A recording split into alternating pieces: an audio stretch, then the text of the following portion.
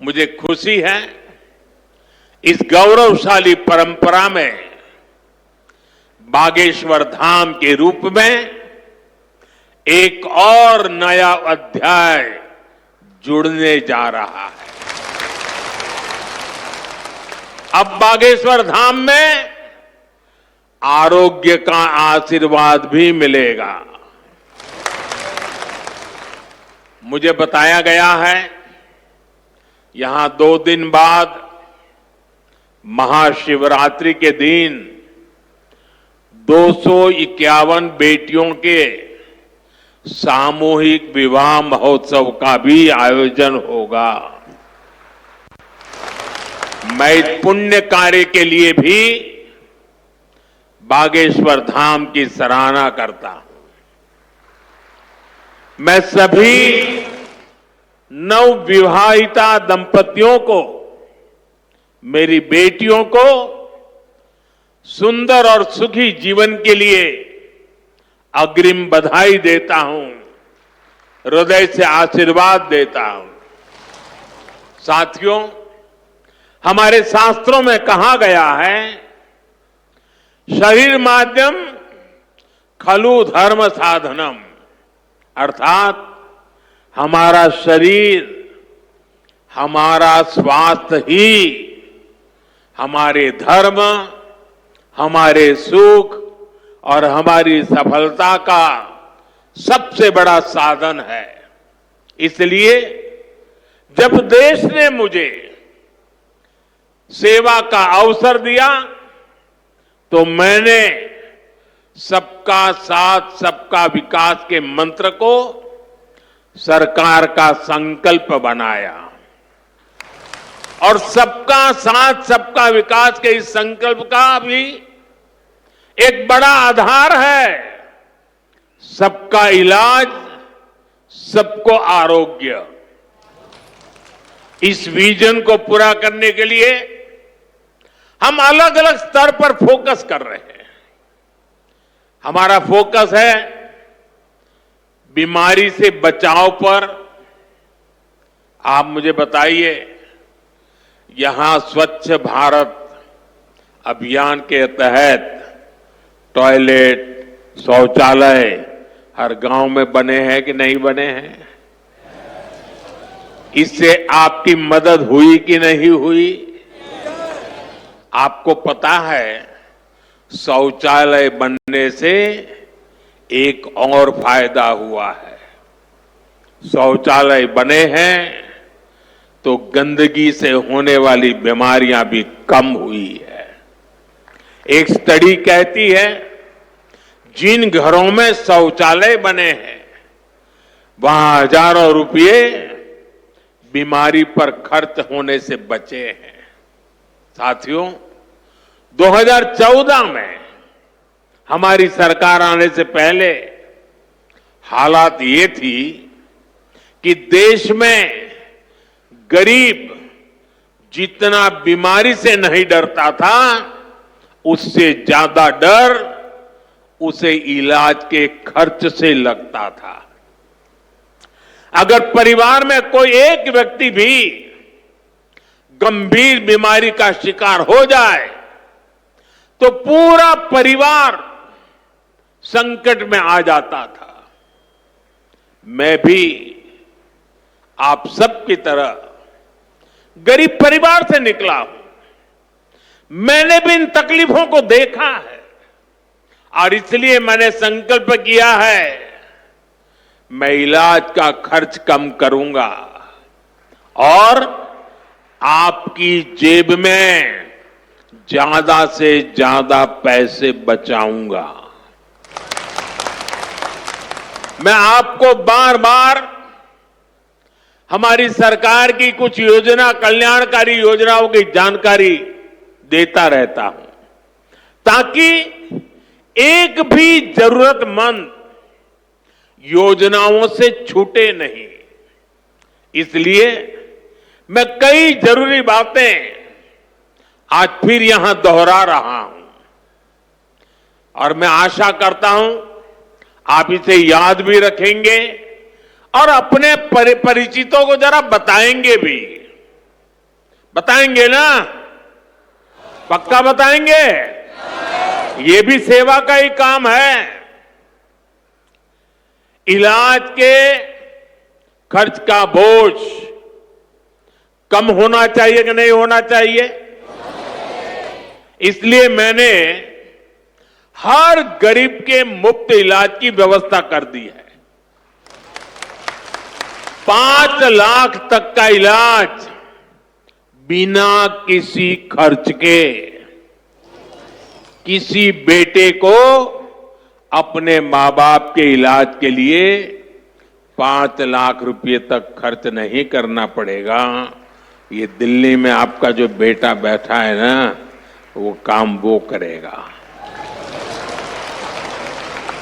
लेकिन इसके लिए आपको आयुष्मान कार्ड बनवाना है। मुझे आशा है कि यहां बहुत सारे लोग होंगे जिनका आयुष्मान कार्ड जरूर बना होगा। जिनका नहीं बना है वो भी जल्दी से बनवा ले। और मैं मुख्यमंत्री जी को भी कहूंगा कि इस काम को, इस क्षेत्र में अगर कोई छूट गए हो तो तेजी से इसको आगे बढ़ाया जाए। साथियों, एक और बात आज आपको याद रखनी है। अब गरीब, अमीर, मध्यम वर्ग, कोई भी परिवार हो, परिवार में 70 साल से अधिक उम्र के सभी बुजुर्गों के लिए भी मुफ्त इलाज के लिए आयुष्मान कार्ड बन रहे हैं। ये कार्ड भी ऑनलाइन ही बन जाएंगे। इसके लिए कहीं किसी को कोई पैसा देना नहीं है। और अगर कोई पैसे मांगता है तो सीधे मुझे चिट्ठी लिखना, बाकी काम मैं कर लूंगा।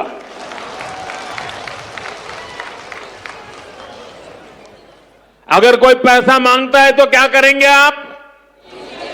लिखेंगे? मैं इन संत महात्माओं को भी कहता हूं कि आप भी जरा आयुष्मान कार्ड का प्रबंध कर दीजिए, ताकि आपको कभी बीमारी में मुझे सेवा करने का मौका मिले। आपको तो बीमारी आने वाली नहीं है, लेकिन अगर कहीं आ जाए तो। भाइयों बहनों, कई बार इलाज के लिए अस्पताल में भर्ती होने की जरूरत नहीं पड़ती है। डॉक्टर की लिखी दवाई घर पर ही खानी पड़ती है। ऐसे में मेडिकल स्टोर से सस्ती दवाई मिले, मैंने इसका भी इंतजाम किया है।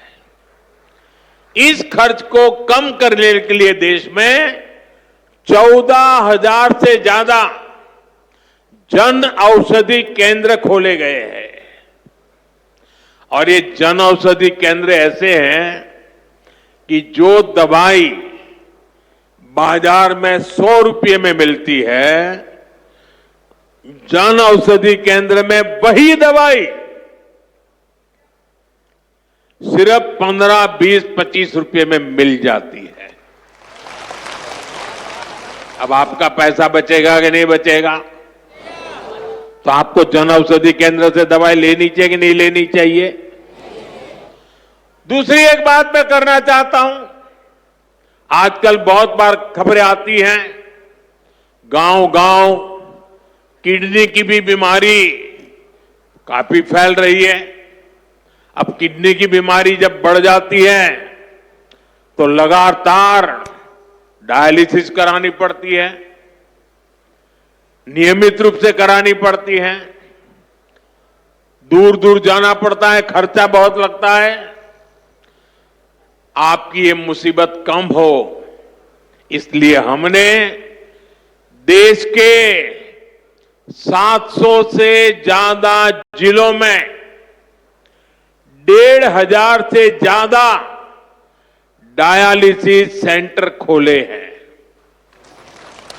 यहां मुफ्त डायलिसिस की सुविधा भी उपलब्ध है। सरकार की इन सब योजनाओं की जानकारी आपको भी होनी चाहिए और आपको अपने परिचितों में भी सबको बताना चाहिए। तो मेरा इतना काम करोगे? जरा सब हाथ ऊपर करके बताइए, करोगे? आपको पुण्य मिलेगा। ये सेवा का काम है। साथियों, बागेश्वर धाम में कैंसर मरीजों के लिए इतना बड़ा अस्पताल खुलने जा रहा है क्योंकि कैंसर अब हर जगह बड़ी परेशानी बन रहा है। इसलिए आज सरकार, समाज, संत सब कैंसर के खिलाफ लड़ाई में मिलकर प्रयास कर रहे हैं। भाइयों बहनों, मुझे पता है गांव में अगर किसी को कैंसर हो जाए तो उससे लड़ना कितना मुश्किल होता है।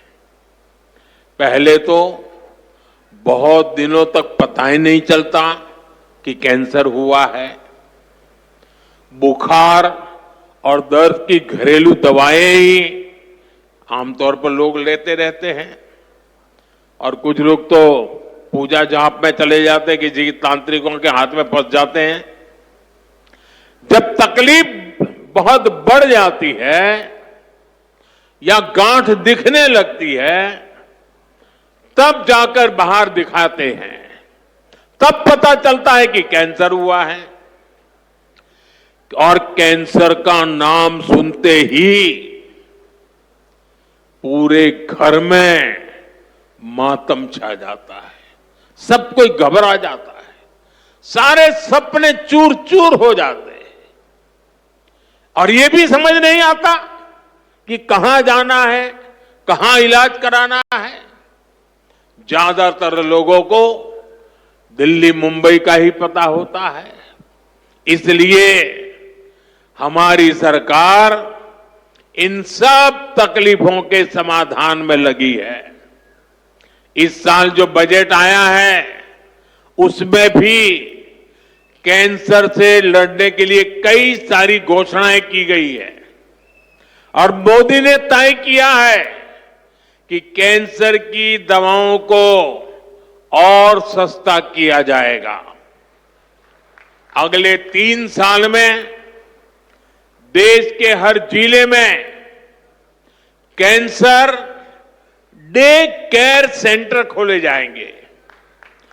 डे केयर सेंटर में जांच भी होगी और आराम करने की सुविधा भी होगी।